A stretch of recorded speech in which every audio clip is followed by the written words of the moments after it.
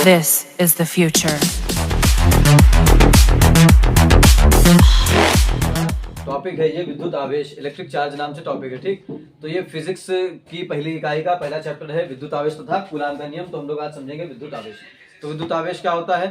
किसी वस्तु का वह गुण जिसके कारण वह किसी अन्य आवेशित वस्तु को आकर्षित तथा प्रतिकर्षित करती है, क्या कहलाता है? विद्युत आवेश कहलाता है, यानी इलेक्ट्रिक चार्ज कहलाता है। तो बात क्या हुई कि यहाँ पर मान लो कोई एक वस्तु है, ये एक वस्तु है, ये दूसरी वस्तु है, इसके पास रखी है। ठीक, अब ये क्या करे, इसकी वजह से ये इसको आकर्षित करे।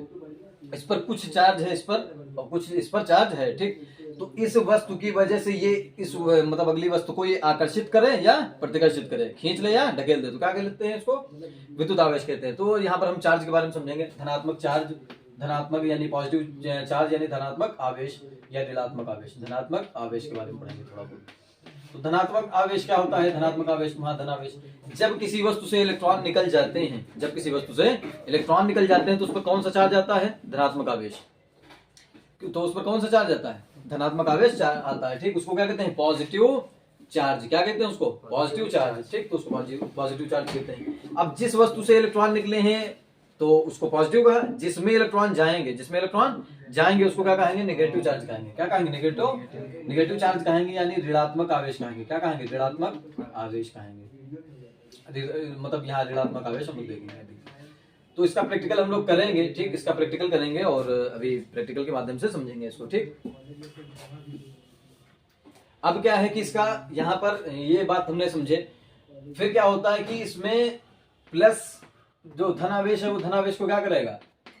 ठीक, धनावेश को क्या करेगा? प्रतिकर्षित करेगा। धनावेश को प्रतिकर्षित करेगा। ऋण आवेश को क्या करेगा? प्रतिकर्षित करेगा। तो ये दोनों आपस में जो आवेश हैं क्या करेंगे? एक दूसरे को प्रतिकर्षित करेंगे। क्या करेंगे? प्रतिकर्षित करेंगे। ठीक, और जो धनावेश या ऋण आवेश धनावेश जो मतलब एक दूसरे के अपोजिट हैं, जो विपरीत आवेश हैं, वो क्या करेंगे? एक दूसरे को आकर्षित करेंगे। क्या करेंगे? आकर्षित करेंगे।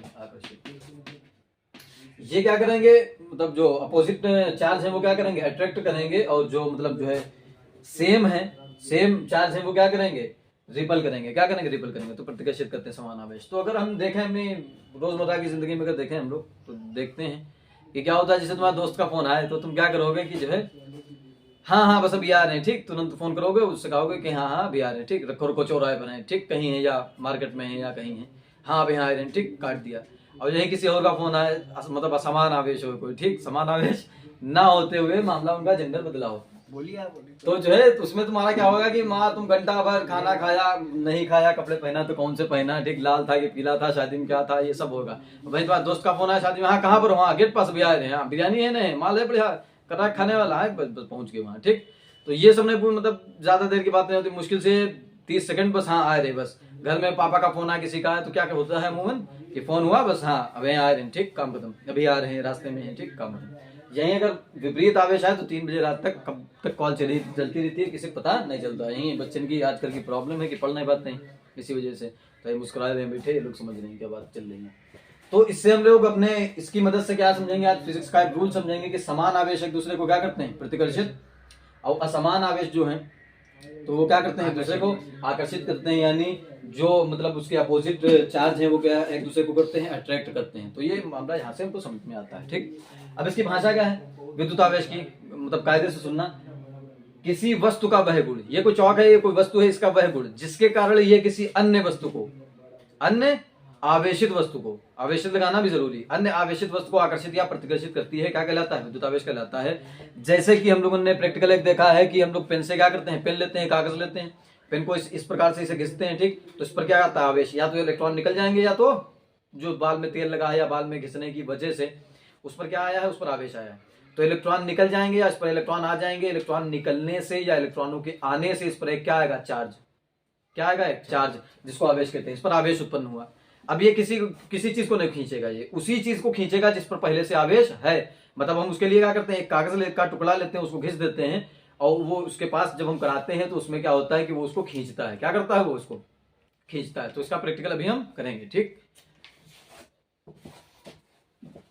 प्रैक्टिकल देखा था, मतलब देखने की बात की थी कि प्रैक्टिकल देखेंगे, तो प्रैक्टिकल में क्या होता है कि मतलब दो वस्तुएं हैं, एक ये वस्तु है, एक हमारे पास ये कागज़ का टुकड़ा है छोटा सा, ठीक।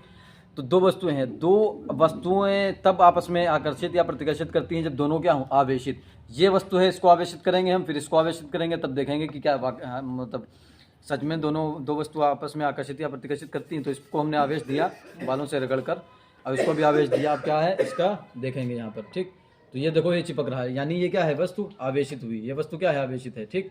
तो ये आकर्षित कर रहा है, ये कागज़ को क्या कर रहा है, ये पेन आकर्षित कर रहा है, ठीक। तो यही है, दोनों वस्तुएं क्या होनी चाहिए, आवेशित होनी चाहिए। ये पेन भी आवेशित है, ये भी है। तो इसकी परिभाषा क्या थी, हमने देखा कि जो है पेन क्या करता है, जो हमने पेन पर कुछ आवेश दिया, घिसा, तो जो है कागज को अट्रैक्ट करता है, खींचता है, तो आकर्षित करता है। ये क्या था कि इसका प्रैक्टिकल था, तो हमने ये देख लिया, ठीक। अब आगे हम क्या देखेंगे, उसका फार्मूला देखेंगे। तो भाषा क्लियर हुई, ठीक। तो अब हम लोग इसका फार्मूला देखेंगे कि किस प्रकार से जो है ये काम करता है। तो आवेश का क्वांटीकरण नाम से हेडिंग होती है, आवेश के क्वांटीकरण। तो आवेश के क्वांटीकरण में जो फार्मूला है वो क्या है, Q equals to N E. Q equals to N E, Q बराबर एन ई, एन जोड़े में ई। एन क्या है, पूर्णांक है, एन बराबर क्या है, पूर्णांक, पूर्णांक है, एन बराबर क्या है, पूर्णांक यानी इंटीजर। क्या है, पूर्णांक यानी इंटीजर, ठीक। अब पूर्णांक ना पता हो तो पिछला वीडियो जो पढ़ा था मतलब नंबर सिस्टम वाला, वो देख सकते हैं, पूर्णांक नहीं पता होने पर। तो एन बराबर क्या लेंगे पूर्णांक में, 1 2 3 कुछ भी ले सकते हैं, डॉट डॉट डॉट, ठीक। अब एन बराबर हम कुछ भी ले सकते हैं। ई बराबर क्या है कि ई क्या है, ई पर, ई इलेक्ट्रॉन है, इलेक्ट्रॉन पर आवेश कितना होता है। ई क्या है, यहाँ पर इलेक्ट्रॉन है, इलेक्ट्रॉन पर आवेश कितना होता है, तो कितना होता है 1.6 इंटू 10 की पावर -19 कूलम। हिंदी मीडियम अगर ज्यादा बनने मन है किसी का तो 1.6 गुणे 10 की घात ऋणात्मक 19। तो ज्यादा हिंदी मीडियम बनने से अच्छा है कि थोड़ा बहुत मर्ज रहा हो, ठीक। गबड़े गबड़े वाले मामला ठीक रहता है बीच वाले का, वैसे बीच वाले ने बताया नहीं यहाँ पर पढ़ाई बीच वाले। तो क्यू बराबर एन ई, ये क्या है, आवेश का क्वांटीकरण अगर आएगा तो क्या लिख देंगे यहाँ पर, क्यू बराबर एन ई, आवेश के बराबर होता है एन इंटू ई के, ठीक। तो यहाँ पर ये फार्मूला एक होता है जो याद रखेंगे, जिस पर न्यूमेरिकल आते हैं। अगर हम यहाँ पर पूछ ले न्यूमेरिकल, ठीक, यदि किसी वस्तु में 2 इलेक्ट्रॉन है, यदि किसी वस्तु में 2 इलेक्ट्रॉन है तो उस पर आवेश बताइए। यदि किसी वस्तु में 2 इलेक्ट्रॉन है तो उस पर आवेश बताइए। तो एन बराबर हमने कितना लिया, 2। एन बराबर कितना लिया, 2, ठीक। तो यहाँ पर एन बराबर 2 है, ठीक। तो हम क्या करेंगे, क्यू बराबर फार्मूला लगाएंगे 2 इंटू ई, 2 इंटू ई। ई का मान हमको पता है यहाँ से, 2 इंटू 1.6 इंटू 10 की पावर -19 कूलम, ठीक। तो ऐसे अगर डायरेक्ट देखना चाहें तो 16 दूना 32 होता है, लिख दो 16 दूना 32। पॉइंट की मल्टीप्लाई करने में 16 दूना 32 लिख दिया, बीच में पॉइंट, तो पॉइंट नहीं तो अलग से कर सकते हो, 2 छंग 12 का 2, 2 एक कम 2 एक 3, ऐसे कर सकते हो अलग से, ठीक। इंटू 10 की पावर कितना होगा, -19 कूलम, ठीक। तो ये जो होता है वो एक, ये जो होता है तो एक अल्फा कण पर इतना चार्ज होता है, ये अल्फा कण का चार्ज भी, ये भी याद रख लेना है, अल्फा कण पर चार्ज इतना ही निकल के आता है, ठीक। तो ये तुम्हारा एक न्यूमेरिकल हुआ, इस प्रकार से न्यूमेरिकल भी आते हैं, ठीक। फिर इसको आगे हम लोग कहानी में ले जाते हुए समझते हैं कि जो है धार, इसका जो विमा है क्या होती है इसकी, ठीक, और इसका मात्रक क्या होता है, इन सब चीजों के बारे में हम लोग पढ़ेंगे। तो आवेश का जो फार्मूला था वो किसने समझाया था, आवेश को कूलम ने। आवेश को किसने समझाया था, कूलम ने। तो कूलम के का नियम है, तो कूलम के नियम से जो हम लोग आगे प्रूफ भी देखेंगे, ठीक। एम्पियर ने क्या फार्मूला बताया था, एम्पियर ने कहा था I equals to Q upon T होता है। I बराबर धारा बराबर आवेश बटे समय होता है, धारा बराबर आवेश बटे समय होता है, आवेश बटे समय, ठीक। धारा बराबर धारा, current equals to charge upon time, ये होता है, ठीक। आवेश बटे समय, आवेश क्या है, क्यों ये बताया था मतलब एम्पियर ने धारा का नियम दिया था, एम्पियर ही ने बताया था, ठीक। एम्पियर का नियम पहले बन चुका था, तो एम्पियर की मदद लेते हुए कूलम ने उनसे अपना मात्रा को विमा निकाली, कूलम ने। लेकिन हम पहले देखेंगे कि एम्पियर ही के क्या निकली, धारा ही क्या होती है, धारा का आगे इस्तेमाल है।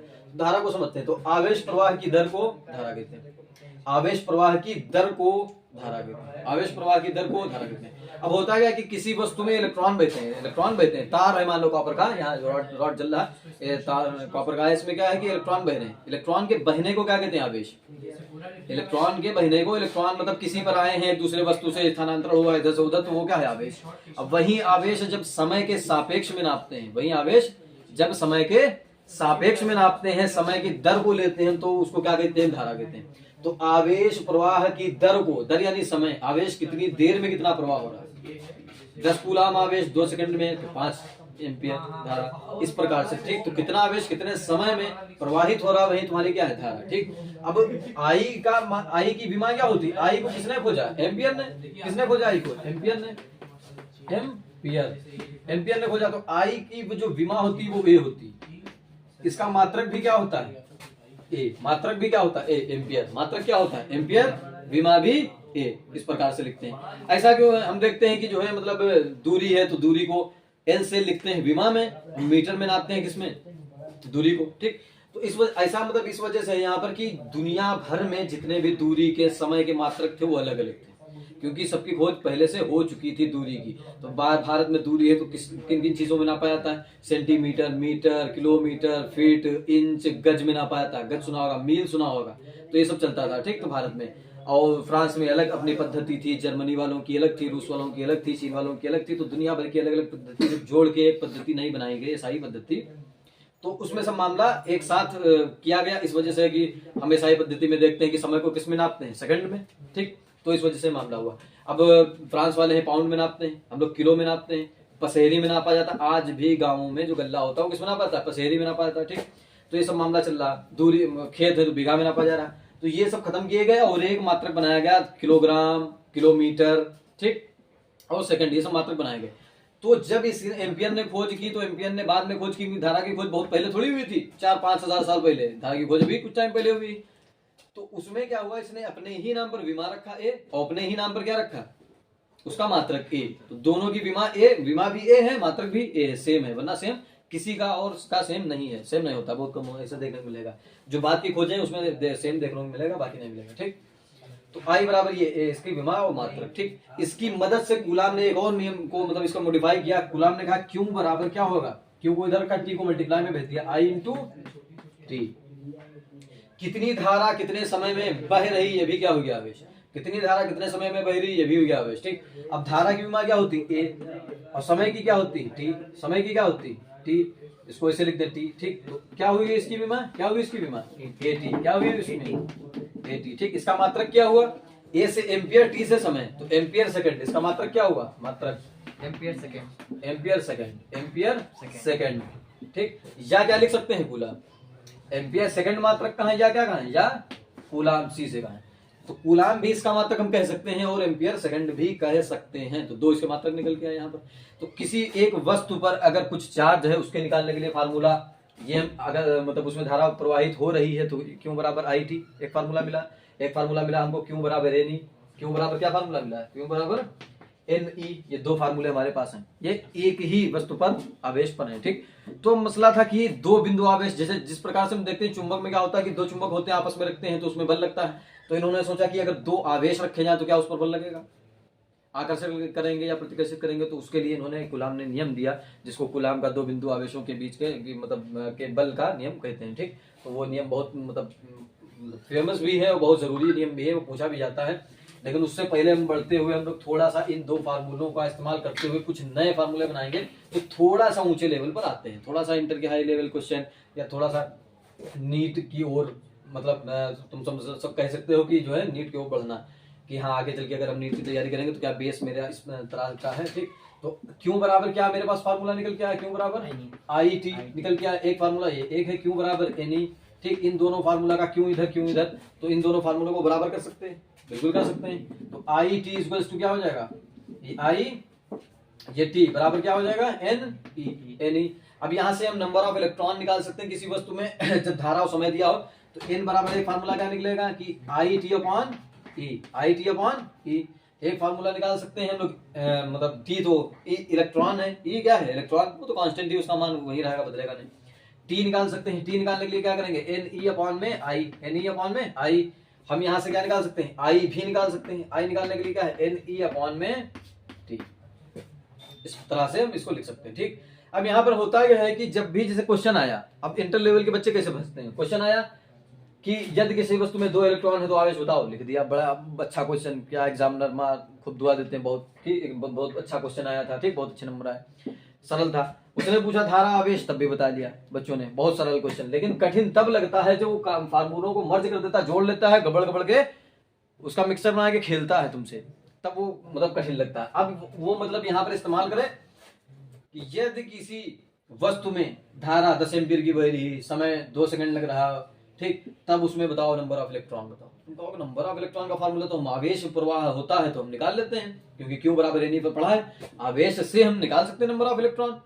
कि एन को ऐसे लिखेंगे, ई को कहाँ भेज देंगे, बटे में, तो क्यू अपॉन ये ए को बटे में भेज दिया तो क्यू अपॉन ई। तो हम यहाँ से तो निकाल सकते हैं यार, इसका मान तो कांस्टेंट होता है, यहाँ हमको पता चल जाएगा कि कितना चार्ज है तो निकाल देंगे नंबर ऑफ इलेक्ट्रॉन। यहाँ कैसे निकालेंगे, तो यहाँ इन फार्मूलों की मदद से निकाल सकते हैं। 10 एम्पीयर की धारा बह रही, 2 सेकंड में 10 गुना 20, और नीचे इलेक्ट्रॉन का मान रखा, काट लिया, एक मान कांस्टेंट है, 2 देगा, तीसरा पूछेगा, चौथा कांस्टेंट सब में। तो इस प्रकार से न्यूमेरिकल आते हैं, हम लोग लगाएंगे भी, 1-2 न्यूमेरिकल अपनी तरफ से बनाने की कोशिश करेंगे, उस पर न्यूमेरिकल भी देखेंगे, ठीक।